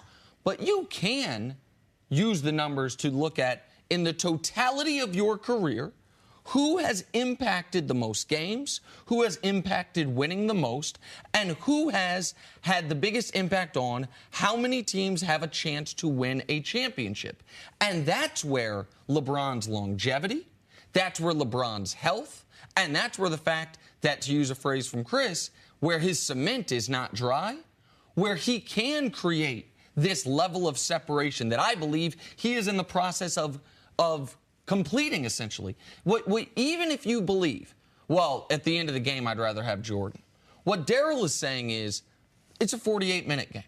And who would you rather have the guy, even if the numbers don't suggest there's ever been a more clutch playoff performer than LeBron, but let's just say my eye test says Jordan was more clutch. If we have a guy that says, over the course of the first 47 minutes, it's not a tie game, we're up 6, that's the guy I want. If you look at it from a pure, just raw data standpoint, I hear what Daryl's saying. But even if you don't, and this is the thing that I think people are going to have to come to terms with, if you didn't have any of the data, because, Chris, some of that data is the 6 championships. That might be basic data, but that's just data. And you just watched these two guys play a game.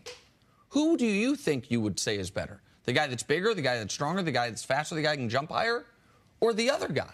So without any data, LeBron probably wins the eye test. And then the data also all supports him. Like, does that weigh anything to you? Well, I watched Michael Jordan. I watched him shut down the greatest scorers in the game in his era. All right, so not only was he sensational on the offensive end, on the defensive end, Michael Jordan was a special basketball player. And on the offensive end, even though the game was totally different, the hand check and the physicality, Michael Jordan would score 38 points a game in this NBA. All right, so I just don't see it. All right, to me, it's like ice cream. All right, who's your favorite? All right, I'm just not going to continue to have this debate because one guy's got 6 championships, got 6 MVPs, and a sensational basketball player, and sensational at almost everything he did. Now, Nick say, well, the three-point shot. Well, if he had to shoot the three-point, just like everyone else's game grew through the years, Michael Jordan's game would have grown. LeBron, if he had played in the 80s and 90s, he wouldn't have been shooting threes. You know the reason why? Because the game didn't require that. Agreed, but here's the thing, and I didn't bring up the three-point shot because I actually agree with that point. I think Larry Bird could have been, you look at his volume three-point shooting, it doesn't even match up to, I mean, pick almost anybody that's J.R. Smith's, but we know how good of a shooter Larry Bird was. But what I think is important is that we don't only do that one way. And if people have brought up hand checking as if it was a lightsaber. I hear people bring up hand checking as if that was the one thing that there's like the dead ball era in baseball, pre-hand checking and post-hand checking. And if hand checking has the impact that I hear people insist it would make, people have to recognize the 6'8", 270 guy right there, he gets the hand check as well. So we can't say Jordan was this amazing defender and he had to go against hand checking and then not say, but Jordan got the benefit of the hand checking. LeBron's not as good of a defender. No, we didn't say he got the benefit of the hand checking. That was part of the game. The game was far more. You could steer a guy to a point on the court. Right. Yes. And Michael Jordan was great at it. It's not like I'm guessing that he was great. Like, he was great at it. That's why he had all the first team all NBA. And it was Defensive Player of the Year, and there's no doubt about that. And it wasn't because of hand checking. It was because he was a great defender. Okay, but you said without hand checking, Jordan averages 38. Well, I'm just saying, if you transfer what he would do as an offensive player, playing in this NBA, he would. Of course his offensive game would be better. My point is the big, strong guy right there, if he's defensively allowed to do the hand-checking himself. And one other thing I have to say, because all of it, this has become a new in vogue thing, to discuss LeBron as a greatly inferior defender. When we do know that Jordan's teammate, his entire run, was arguably the greatest perimeter defender ever. No, he had two of the best defenders For ever. the second half, he had Rodman. I Yes. know, but he had Pippen throughout. So, like, Jordan didn't. Most often, the best player on the other team was getting checked by Pippen, right? Like, unless it was a. It wasn't consistent. They rotated between the three of them. Ron Harper, and that's the reason why they were so good. Ron Harper at the point would rotate. They would switch off the way Golden State does now between Ron Harper, Jordan, and Pippen. And if you wanted to do a pick and roll with Rodman, they would throw Rodman and they would all switch. And that's the reason why they were very, very unique. Well, we got to the bottom of that finally. Yeah, Appreciate it, Daryl. Appreciate it, Daryl. Coming Daryl's up, off the show. Who do we kick off the show yesterday? we got a list. Kicked off Yeah, who did we Dwight do? Howard is off. Dwight Howard, we bam, can't kick he's off. banned. LeVar Ball is It's not off. Daryl's fault. He was asked the question. You gave He's an off, honest answer. and now watch Daryl's this. off. No, All right, Daryl coming can't be up. off the show. Okay. Can Deshaun Watson replicate his magic in year 2? That is next on First Things I got another First. analytics. Here on First Things First, it's a miracle. Former head coach Eric Mangini joins the show. Let me explain why. He has tried over 300 times to get here over the course of the last week. He has missed 299 times. Got here just in time for this, Coach. Got it fresh off the presses. This is the most exciting part of my week. See what that is? That's every NFL We're regular discuss season week game. 14 in about 2 minutes. He's got his picks, so it's a lot. Vegas, listen. Hey, Vegas. Welcome back. Good to see you. Anyway, after much trouble traveling, we're happy to have you here, Coach. All right, good time to be in Houston.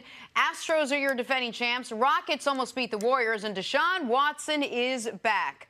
The Texans' prized quarterback lit up the league for a month and a half last year before tearing his ACL in practice. This year, increased role, increased expectations. Here's Deshaun Watson on what has changed entering year 2. Just the knowledge of the game and knowledge of the system. So I'm a lot more comfortable, light years more than last year. And I'm still learning, still growing, and still putting the pieces together. All right, Coach, how are you going to define success for Deshaun Watson now? He is coming off the injury, but there are a lot of expectations sort of thrown at him as he starts this season. Well, he said it the best. He's learning and he's growing, so it's going to be interesting to see how much he's learned. And we know that he can make all the plays when things break down. He can improv. He does all those things really well. How well can he operate within the system? How well can he operate within the pocket? And that doesn't mean you don't take advantage of his ability to move and his ability to make those off-timing plays. But what can he do down in and down out?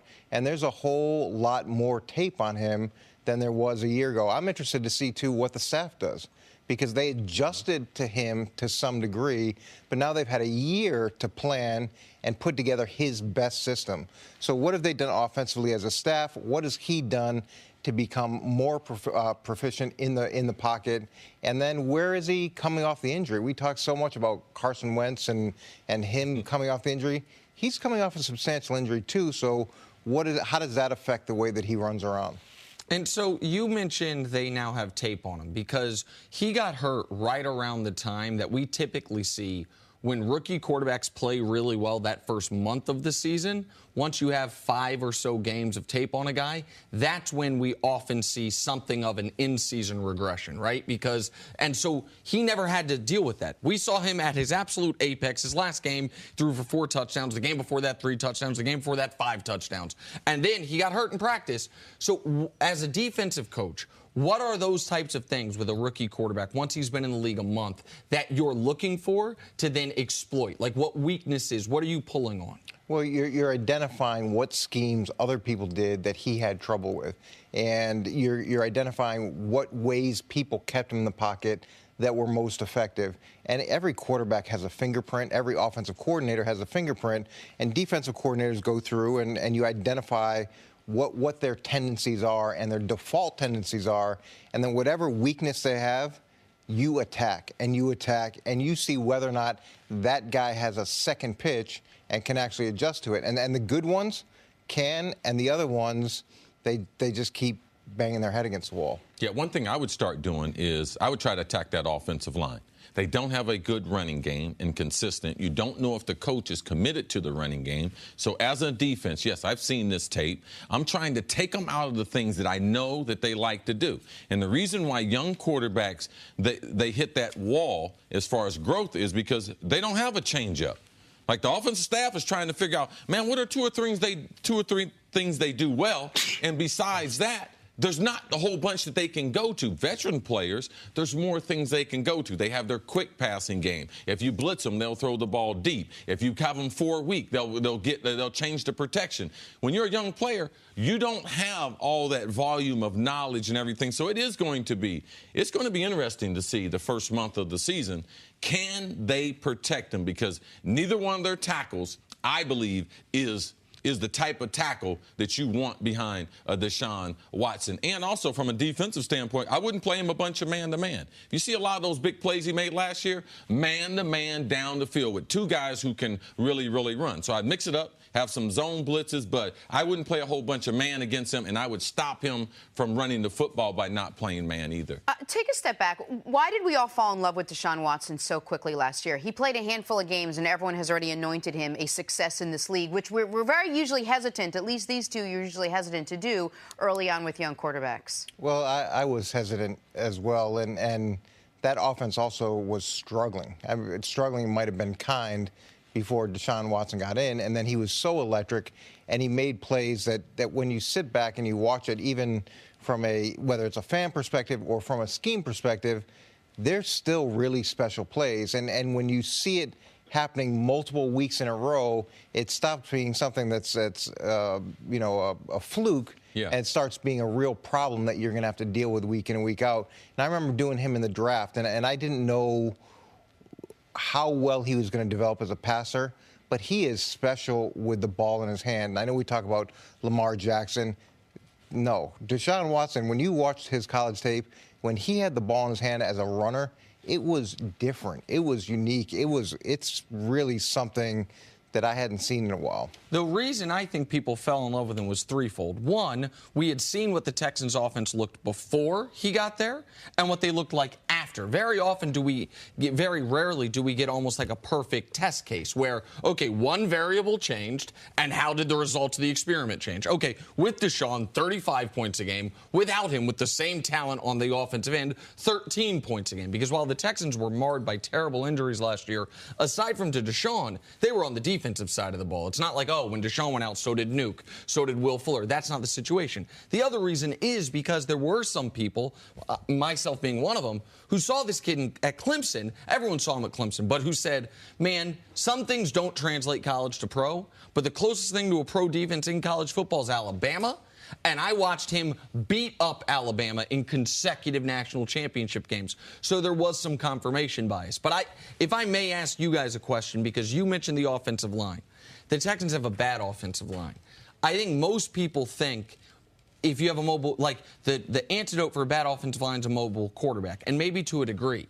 But aren't those sometimes the hardest quarterbacks to block for? Because you don't know where they're going to be. Because if you're a tackle, doesn't that make the offensive line jobs harder, even if he can escape that first rush? Like if he rolls out early now, all of a sudden, am I saying that right? Well, it's your theory is right, but it's not correct. Okay. Because actually a guy who can't move behind a bad offensive line is going to get hurt.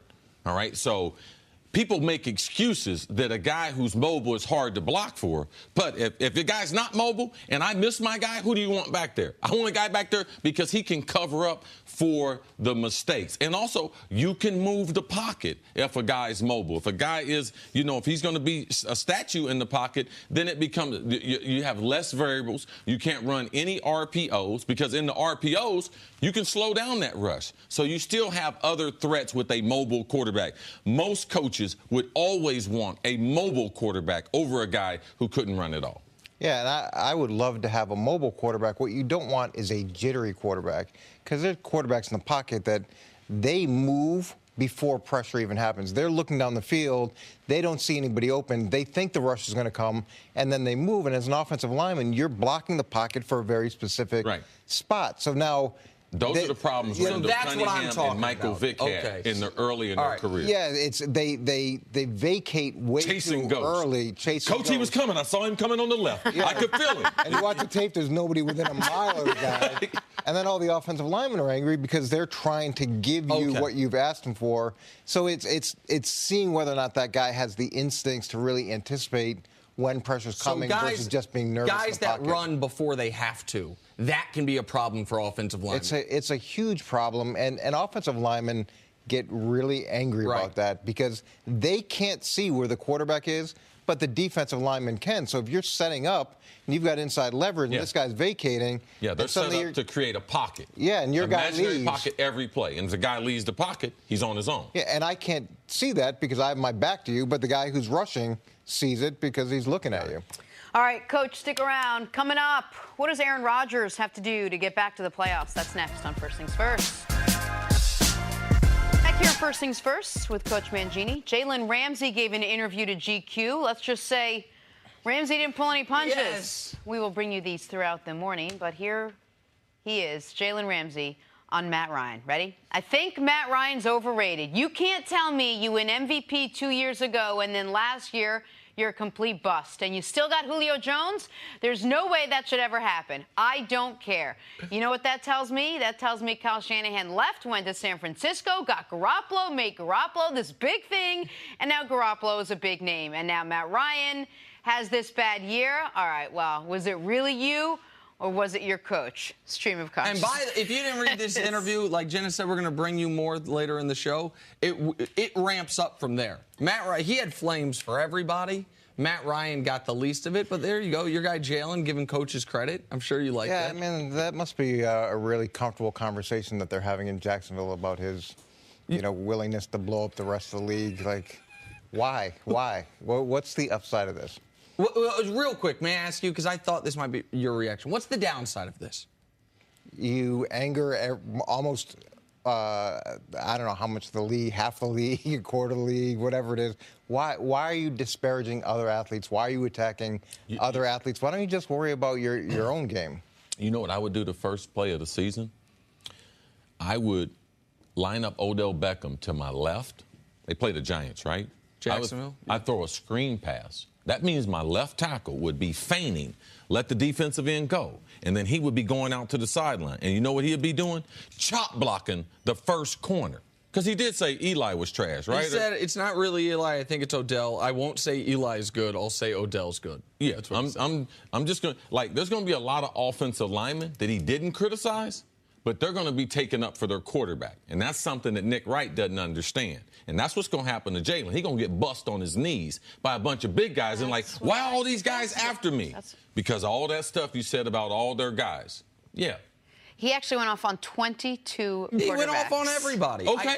They're coming for him. Let me ask you this. If we're actually going to do this. Do y'all think I made this up? No, because it's something I don't understand. So I'm going to go further on things I evidently don't understand. So let me ask you this before we get into the topic.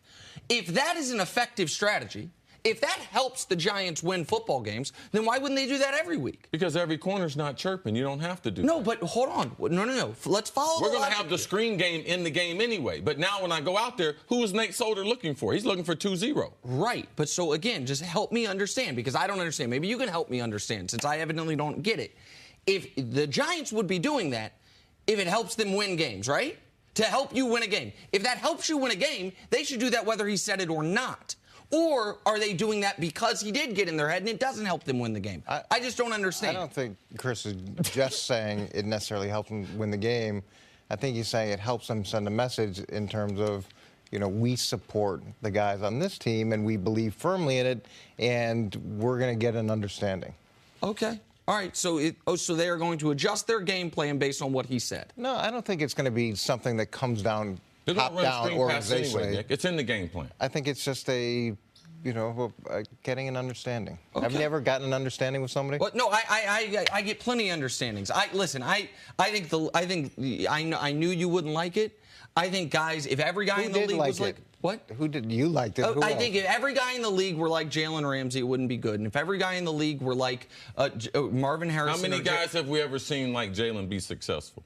What? Well, show me the list of them. I mean, Deion talked a lot, right? No, he didn't. Deion didn't talk a lot? No, look up the tape.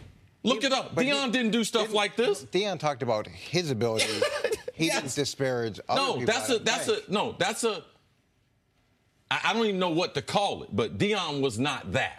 Look it up. No, so you're saying he talked, but not like this, not about other guys. I know Deion. I played against Deion. There's a lot of things Deion was, but a talker and opposition and the quarterbacks, no, Deion, he wasn't that. No, that wasn't Deion. So he didn't get this from Deion. This is a Jalen thing. You think it'll hurt him? Tell me, I'm waiting on the list, all right, because we do lists. Show me guys in the league that have played at a high level and talk trash. Okay, so if we're talking about their opponent, Chad Johnson at his peak, how about that? I saw him in his locker right before he made those Pro Bowls. Got one guy, not a great player. What? He had some good seasons, not a great player. Got one guy. Right. I mean, I'm doing this off the top of my head. See, I honestly, because there's not a lot of them, Nick. Right. There's a reason why. Because pro football is played a certain way. And it's played with your pads and your helmet. It's not played with your mouth most of the time. I'm curious, why do it now, and how did it set up with this article? Like, it seemed like the article they were going through his schedule, right? And he was answering questions about the quarterback. Flow of consciousness. And then what happened was they saw what he was saying, so they didn't just started throwing quarterbacks at him, and he gave his honest opinion. Like, I don't know. I mean, he didn't watch the tape of Matty. They got a bite because Matty didn't have that type of year. He had a lot of bad things going on around him. If Jalen had watched the tape, what really happened last year with Matty? Good news for us. We're going to do this 3 more times because he has as you like to know, a bevy of things that he has to say. He's got some takes. All right. He's got some takes. Let's talk some Aaron Rodgers. Aaron Rodgers will make his preseason debut tonight. Packers and Steelers, not quite as much hype as Super Bowl 45, but close. Okay, not close, but it is a game.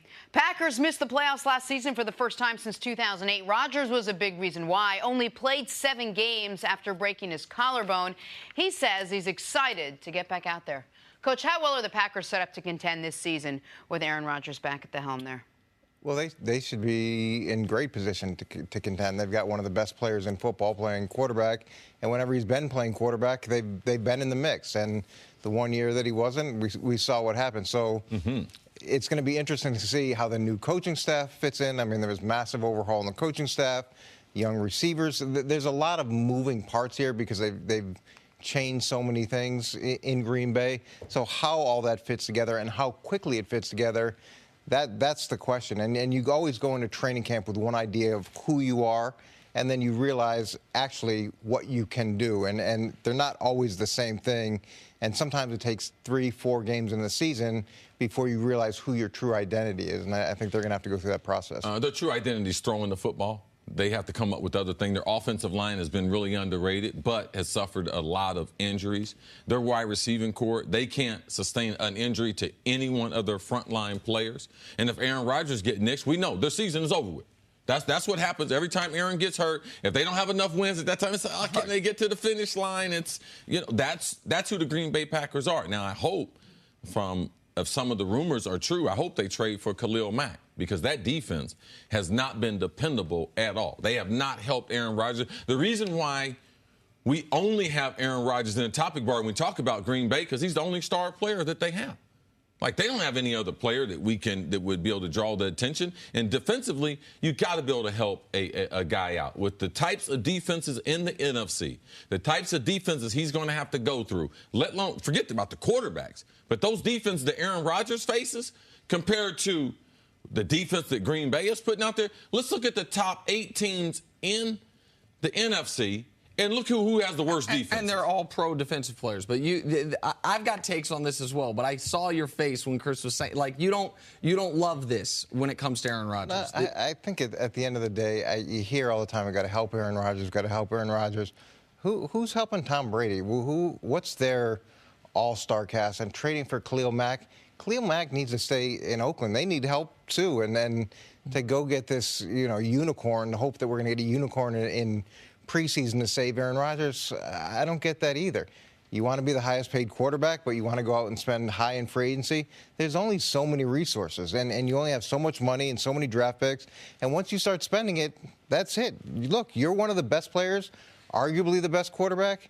We can't go and just constantly be worried about helping you. Well, but there is an element of roster construction where these guys, we can look to Peyton Manning. The 1 year he won a Super Bowl in Indianapolis, they happened to have Defensive Player of the Year Bob Sanders. They had Freeney throughout a lot of his run, Robert Mathis, but the 1 year they had not a mediocre defense, but a good defense was the 1 year they won a Super Bowl. And they needed that because Peyton Manning was the only quarterback in the history of the NFL playoffs to win a Super Bowl and throw more interceptions than he did touchdowns in that run. So that defense, they saved Peyton Manning actually that year in Indy. And then obviously he won another Super Bowl in Denver, but that was a defensive-dominated team. Peyton had been injured and benched at one point in the season and came back. Rodgers, when we've seen him win his Super Bowl, they had Charles Woodson at the time. They had a better version. I believe Clay Matthews had double-digit sacks that year. We've got to be fair to what guys need around them. It can't be. It's not the NBA.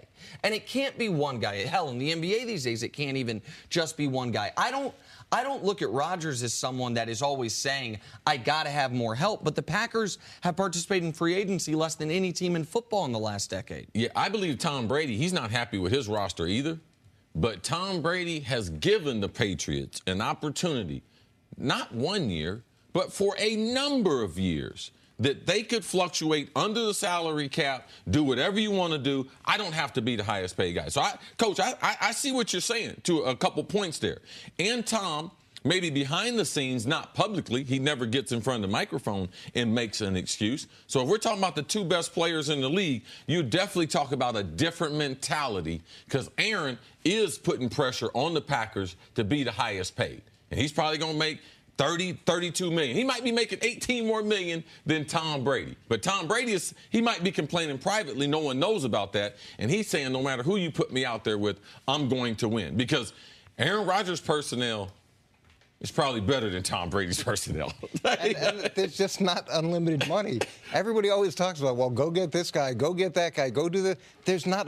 It's a salary cap, and when you want the biggest chunk of that pie, then you have the biggest responsibility to try to bring it home. Now, what more help do you want? You got rid of the whole offensive staff. You got rid of the whole defensive staff. But he didn't want them to. You got rid of the GM. Well, maybe he should have spoken up. He did speak up. He got upset about that. But hold on. When did he get upset? Before or after? He didn't say that he was upset with the changes. He said he was upset. He wasn't asked about that they didn't talk to me. Hold on. But wait, just real quick. We've got to be fair on the Brady stuff. We can't. You can say personnel for personnel because I actually agree with you, especially last year as an example. Patriots didn't have stars on defense. Edelman was out for the year. But we speak glowingly, almost religiously, about the culture in New England, about the coaching in New England, about the preparation in New England. And Brady benefits from that. You talk about that as much as anybody. One of the reasons, I would imagine Tom Brady probably wouldn't be okay with making $14 million a year in comparison to his peers if it wasn't part of, okay, well, I get to the Super Bowl once every 2 years. Rodgers has done everything you can do on the field to help the team. There is, you're right, limited resources, which is why it's important you hit on your draft picks. It's why it's important you make smart free agent signings. The Packers have not done him right over the last decade. The Patriots have missed on free agency and on draft picks. Yeah, there's been tons of misses over time. Are we sitting here saying the Patriots aren't the most well-run organization in the NFL? Aren't they? They don't pick the best players. They don't draft the best. No, absolutely. Well, then they must develop the best. They must do something because we talk all the time about they play situational football better than anyone, and they got the best quarterback. And look, nobody's 100% in the draft. No one's 100% in free agency. I forget the guy from the Ravens that they brought in. Adalius Thomas. That was a huge miss in free agency where they went out and spent a ton of money. So nobody's perfect, but whatever you have at the end of the day, you got to figure out how to make it work. And by having massive overhauls to coaching staffs and GMs and wanting to be the highest paid player and calling your guys out, that's not necessarily conducive to moving forward in a positive, consistent direction. Thank you for listening to the First Things First podcast. Remember, leave us a review and tell us what you think. Subscribe to the podcast on Apple Podcasts and catch us on FS1 Monday through Friday, 6:30 a.m. Eastern. For Chris Carter and Nick Wright, I'm Jenna Wolf. So long, everybody.